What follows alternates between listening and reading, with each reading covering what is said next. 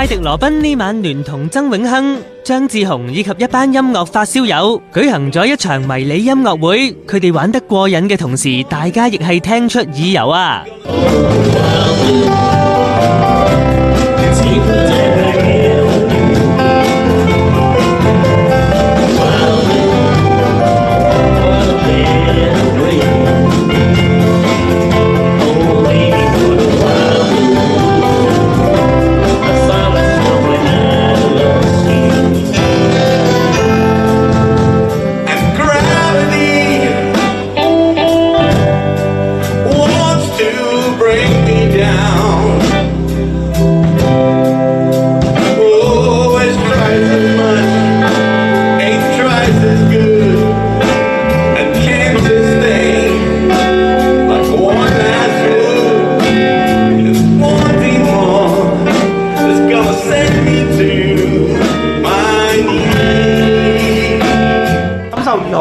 好興奮啊！同埋咧，我哋好耐冇出 show 啦，咁我又好多謝揾到 Teddy 啦，又揾到 Tony 曾啦，真係好開心呢個 show 真係。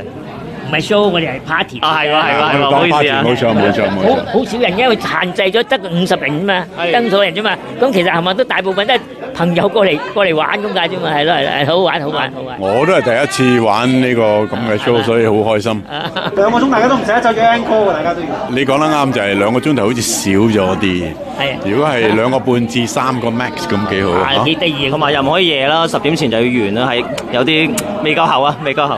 Teddy 話原本諗住一班朋友搞個派對，但由於呢度係政府場地，所以要跟足規矩賣飛。大家亦唔計較嗰少少錢，但求玩得盡興。同場仲有細侄關楚耀，佢仲充當攝影師拍攝歡樂時刻，而嚴崇天就應邀擔任活動主持，仲分享咗佢哋之間嘅有趣對話。阿天又話同 Samson 認識多年，透過對方識咗好多音樂界朋友，好開心可以參與呢晚嘅派對。